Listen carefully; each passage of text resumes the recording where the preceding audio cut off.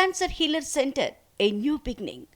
ఉగాది మహోత్సవాల సందర్భంగా శ్రీశైలానికి కన్నడ భక్తులు భారీగా తరలివస్తున్నారు. తమ ఆడపడుచు భ్రమరాంబికాదేవిని దర్శించుకునేందుకు ఏటా ఉగాది ఉత్సవాల సందర్భంగా పాదయాత్రగా వస్తూ ఉంటారు. కర్ణాటక, మహారాష్ట్ర నుంచి వేలాది మంది వందల కిలోమీటర్లు పాదయాత్ర చేసి శ్రీశైలం చేరుకుంటారు. పాదయాత్రలో భజనలు, కీర్తనలు పాడుతూ దారి మధ్యలో ఆశ్రమాలు, చిన్న చిన్న ఆలయాల్లో విశ్రాంతి తీసుకుంటూ ముందుకు సాగుతారు.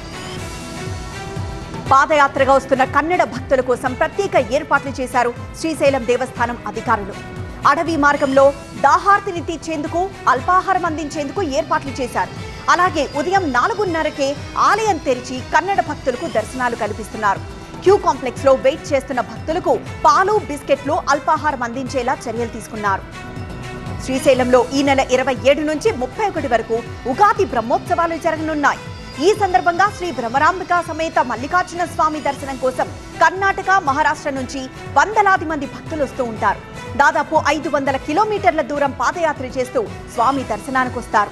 ఎండ, వాన, అడవి మార్గాల్లోని కష్టాలను లెక్క చేయకుండా పాదయాత్రగా వచ్చి స్వామి, అమ్మవార్లను దర్శించుకోవడం ఎన్నో ఏళ్ల నుంచి ఆనవాయితీగా వస్తోందని చెప్తున్నారు భక్తులు.